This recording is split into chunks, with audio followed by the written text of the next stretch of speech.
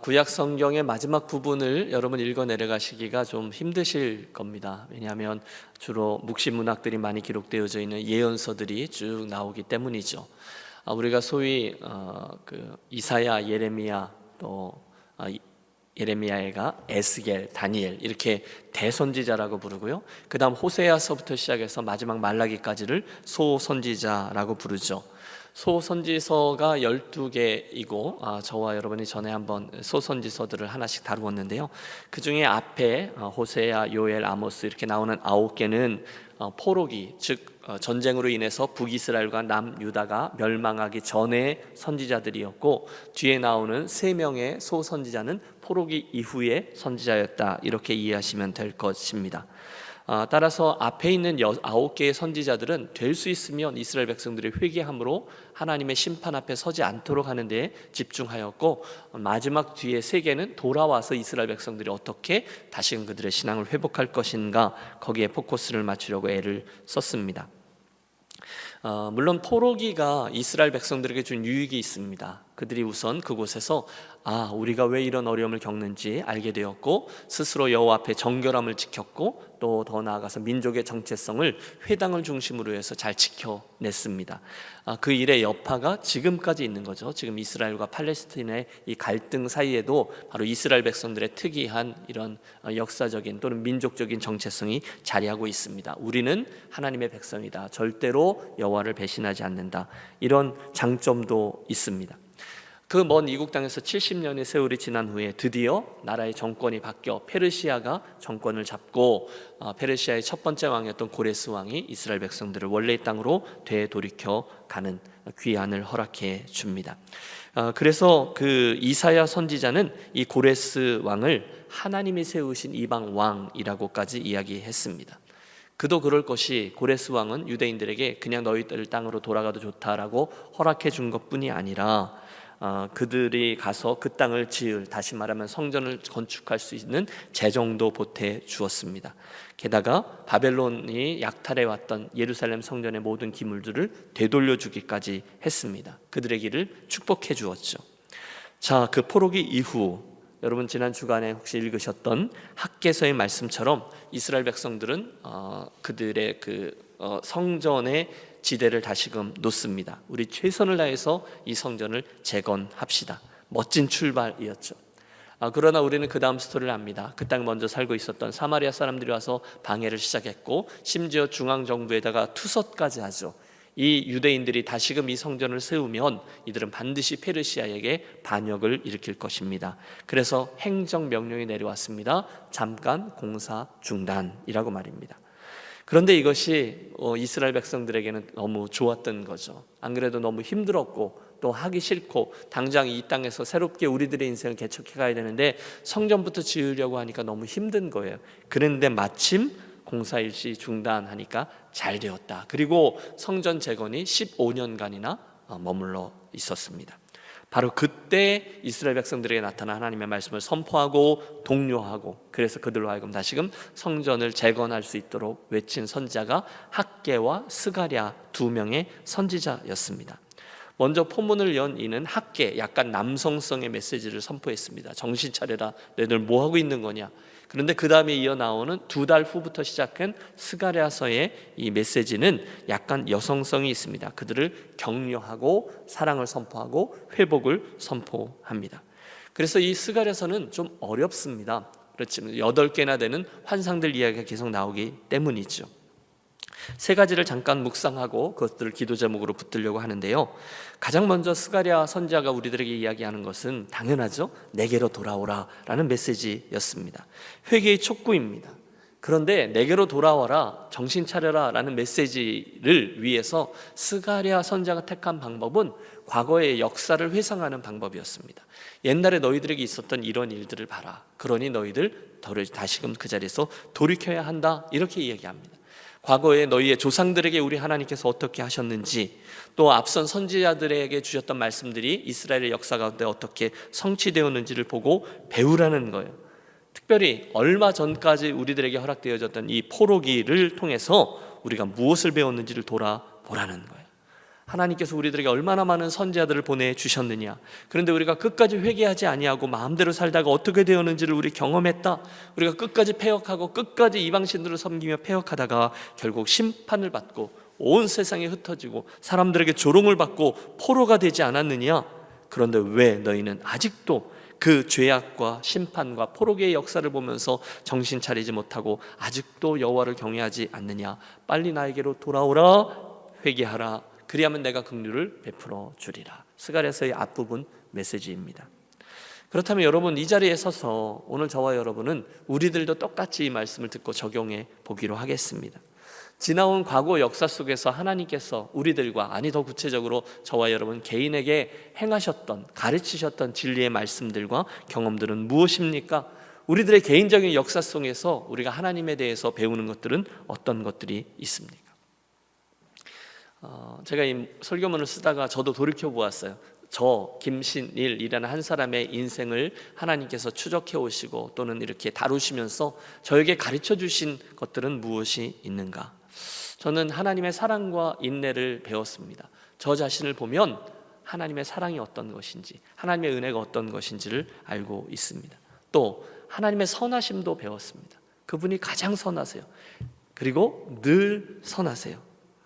또 우리 교회의 주인은 하나님이다라는 사실을 배웠습니다. 별일 많지만 당신의 영광을 위해서 세우신 교회 공동체, 믿는 이들의 무리, 우리들의 주인은 언제나 하나님 그분이시다라는 사실을 배웠습니다. 또 그분은 오늘도 저를 참고 인내하고 또 기다리고 계시며 또 가장 좋은 우리들의 반응이 어떤지를 고대하고 계시다라는 사실도 배웠습니다. 그 외에도 많아요. 고난이 있어요. 여러분, 늘 어려움이 있잖아요. 근데 이 고난은 잘 통과하면 하나님의 축복의 통로가 된다라는 사실도 배웠습니다. 그분이 하나님이시고 나는 아니다 라는 사실도 배웠습니다. 그분 뒤에 줄 서는 것이 맞다. 예, 저는 그 사실을 배웠습니다. 여러분은 어떠세요?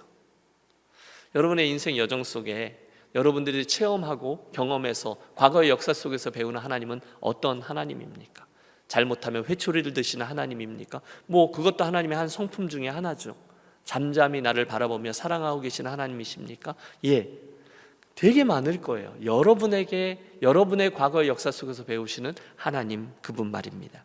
그래서 저는 이 아침에 그것들 하나하나를 여러분께서 떠올리시면서 그분에 대한 선명한 기억들을 붙잡고 그분이 어떤 분이구나, 그렇다면 내가 어떻게 행해야 되겠구나, 또 한번 자리매김을 하는 복된 아침이 되셨으면 좋겠습니다. 그런데 두 번째, 우리를 향한 하나님의 마음 가운데 우리가 주목하려는 것은 여전하신 하나님의 은혜에 관한 것입니다. 보세요. 포로기 이후에 유다 땅으로 다시금 돌아온 이스라엘 백성들에게 가장 큰 관심은 두 가지였을 겁니다. 먼저는 그들의 죄로 인해서 예루살렘이 멸망했고 하나님의 영광이 이 거룩한 도시 예루살렘에서 떠났다라는 것을 그들은 알고 있어요. 그분의 거룩함과 그분의 영광을 어떻게 하면 이 도성에 다시금 모셔올 수 있을까? 그것이 궁금했습니다. 그래서 그들이 그렇게 길을 쓰고 성전을 재건하려고 하는 것이죠. 어떻게 하면 하나님의 영광을 다시 이곳에 말입니다. 두 번째, 그들의 갈등은 또 하나 있었을 거예요. 그들이 자신을 객관화해 본 거죠. 여러분, 포로기라는 표현이 좀 그렇지만 우리도 포로기와 비슷한 팬데믹 상황을 1년 2개월 동안 지냈습니다. 흩어져 있었어요. 마음껏 모이지도 못했어요. 그 1년 2개월 동안 여러분들 무슨 생각을 해보셨습니까? 여러분을 객관화시켜 보셨을 거예요. 나의 신앙이 정말인가? 내가 지금 가지고 있는 신앙이 진짜인가? 내 성적표가 어느 정도인가? 여러분 다 객관화시켜 보셨을 거예요. 그런 상황 속에서 우리는 이곳에서 어떻게 정말 믿음을 지켜내며 이스라엘 백성이라면 우리는 이 수많은 강대국들 사이에서 어떻게 우리들의 정체성을 지켜나갈 수 있을까? 이걸 고민했을 겁니다. 그러면서 그들은 우리가 우리들의 정체성을 지키고 다시금 다윗의 나라 하나님 앞에서 든든히 서려면 당연하지, 우리에겐 뛰어난 리더가 있어야 되겠구나. 그래서 싹튼 것이 메시아 사상입니다. 우리에게 정말로 다윗과 같은 아주 힘세고 멋진 군주가 다시금 나타나 온 세상을 평정하고 다시금 하나님의 정의와 또 공평이 흐르는 그런 나라를 세워 주셔야 될 것이다. 여러분, 그래서 그들이 대망한 거죠. 메시아여 곧 오소서, 오십시오, 오르셔서 우리를 구원하소서. 여러분, 그런데 말입니다, 이 스가랴서에서는 그 메시아에 대한 그런 예언의 말씀이 기록되어져 있는데, 그 예언의 말씀은 굉장히 연약한 메시아, 무력한 메시아, 나귀를 타는 메시아로 우리들에게 허락되어져 있습니다. 스가랴서 9장에 보면 시온에 따라 크게 기뻐할지어다, 예루살렘에 따라 즐거이 부를지어다, 보라 내 왕이 내게 임하시나니 그는 공의로우시며 구원을 베푸시며, 그 다음에 이런 말씀이 기록되어져 있어요. 겸손하여서 나귀를 타시나니 나귀의 작은 것 곧 나귀 새끼니라.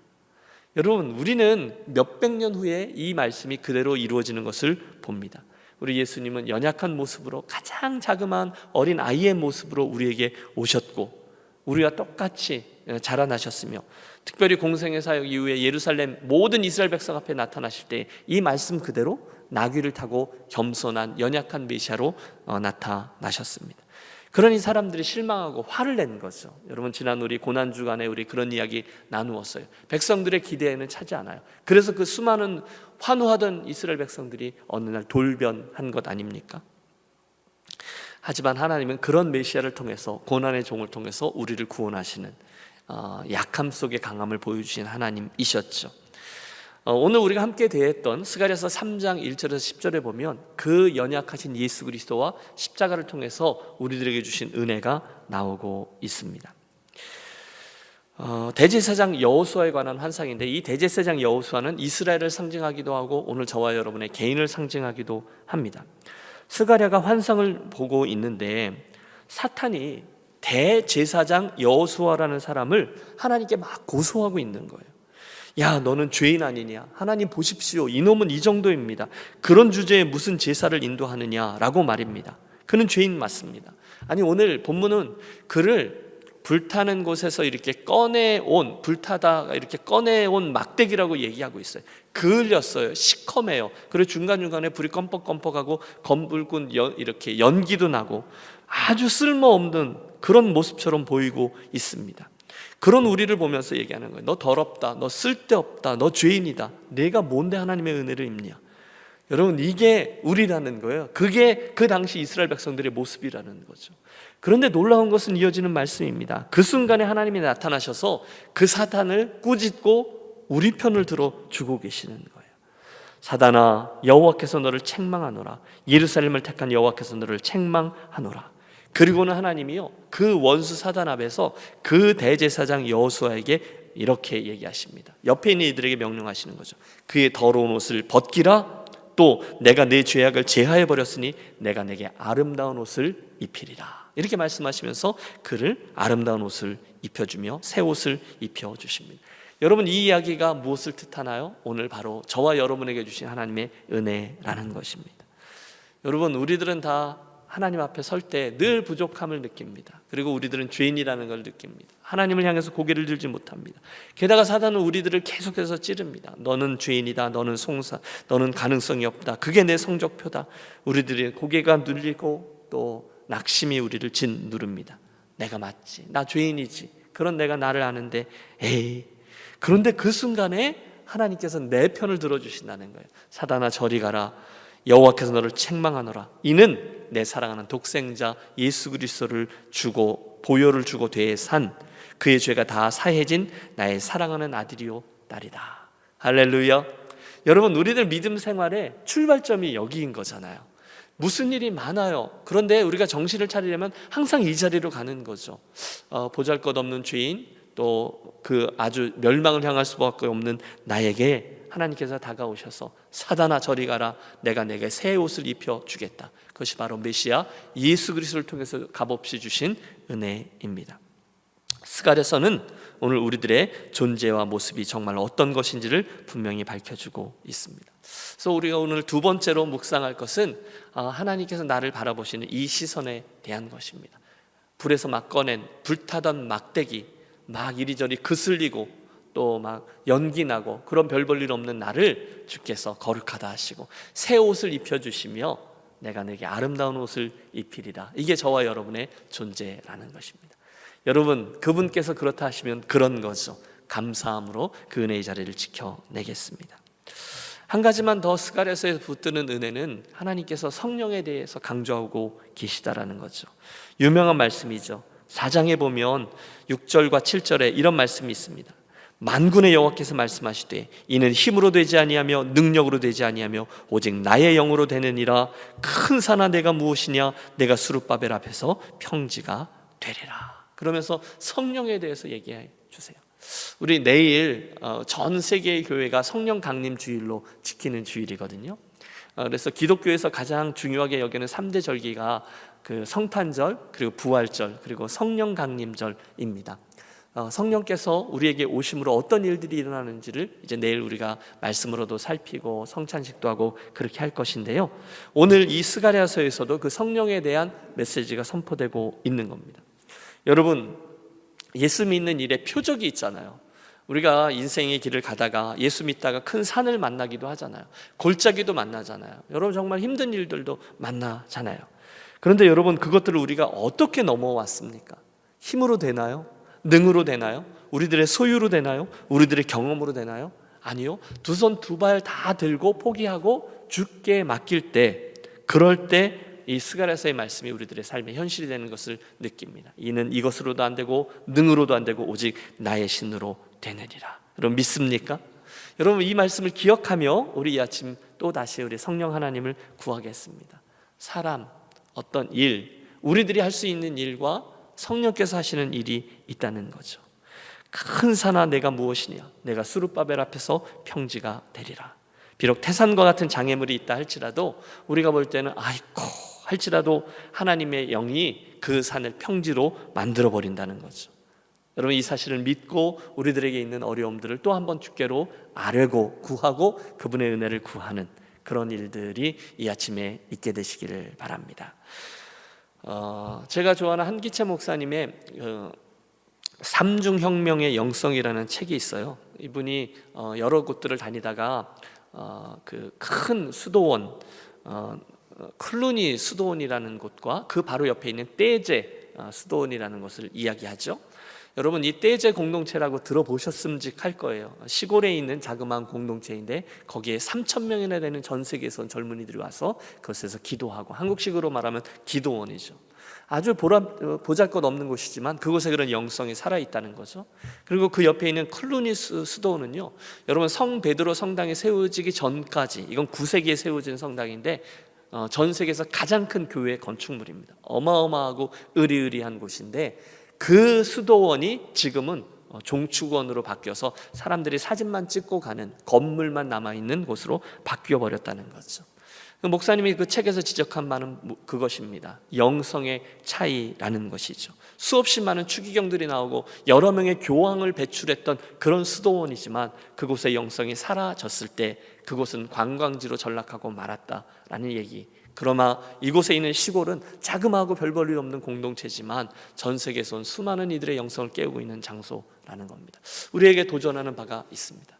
여러분, 저와 여러분에게 화려했던 영성의 시간들이 있었을 것입니다. 그런데 오늘의 모습은 어떠합니까? 차라리 이 떼제 공동체와 같이 우리들의 영성이 살아있는 곳이 사이즈보다 훨씬 더 중요하다라는 이야기가 우리들에게 도전이 되기를 원합니다. 자, 그렇다면 그분은 이제 성령 하나님을 얘기한 것이고요, 말씀을 정리하며 우리들의 기도 제목들을 하나씩 붙들어 보시죠. 첫 번째, 스가랴서는 우리들에게 우리들의 과거의 역사를 통해서 우리들의 믿음의 여정 중 그것 속에서 하나님을 배우라라고 이야기합니다. 주님, 이 아침에 저에게 인생에 있어서 30년, 50년, 60년 그동안의 인생 여정 속에서 하나님께서 나에게 가르쳐 주신 신앙의 원리들을 제가 붙듭니다. 중요한 영적인 진리들을 제가 붙듭니다. 하나님 이런 분이시군요. 여러분, 우리들의 모습을 한번 확인해 보겠습니다. 두 번째, 내가 그을린 막대기와 같은 너를 은혜로 새 옷을 입히면서 회복시켰던 것을 기억하고, 하나님 그런 나에게 주신 이 은혜를 내가 더 귀하게 붙들겠습니다. 우리들의 제자리를 한번 돌이켜보며 감사하겠습니다. 그리고 세 번째, 힘이 아니라 능이 아니라 나의 영으로 되느니라 말씀하셨거든요. 주여, 주의 성령으로 또 한 번 나와 함께 해주시고 나를 충만히 채워주셔서 제가 이런 산과 골짜기를 평지가 되게 되는 그런 신앙의 삶을 살게 하옵소서. 성령을 구하는 기도를 함께 하겠습니다. 내일의 강단을 위해서도 기도해 주시고요. 내일 우리 정말 오랜만에 성찬식 하려고 하거든요. 그 예식 속에 담겨져 있는 하나님의 은혜가 우리 개인에게 흘러가기를 위해서 기도하겠습니다. 선교사님들 업데이트를 제가 드리죠. 이승용 선교사님 말리 잘 다녀오셨고요. 개척 사역을 할 곳도 정하시고 또 여러 것들을 잘 보고 오셨다고 감사의 인사를 전해 주셨습니다. 생리 선교사님 인도 이야기 여러분 아시죠? 인도에서 비자 문제로 해서 이제 돌아왔는데 북가주 샌프란시스코에 가족이 있어서 그걸로 잘 돌아오셨고요. 몇 가지 더 인도 비자를 다시 트라이 하는데 그게 안 되면 다른 나라를 하나님께서 여실이라 믿고 기도하고 있습니다. 여러분 마음에 담고 좀 기도하겠습니다. 우리 스가랴서의 말씀을 붙잡고 세 가지, 그리고 우리 선교사님들 또 내일 주일을 위해서 우리 함께 기도하며 나아가시고 오늘 하루 시작하겠습니다. 기도하겠습니다.